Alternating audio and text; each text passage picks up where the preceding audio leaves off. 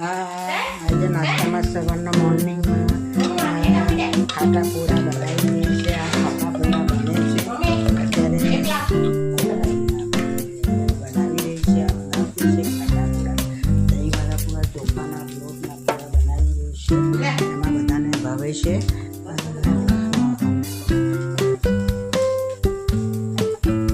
આ ટબકડું બે કે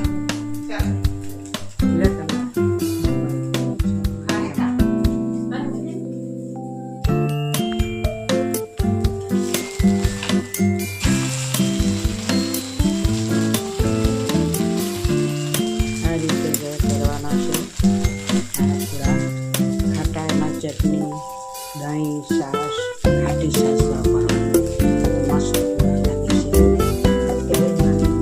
ખાના લોટના એક સાથે એમાં ખૂબ લોટ બીજવાનો નહીં પૂરા નીકળે.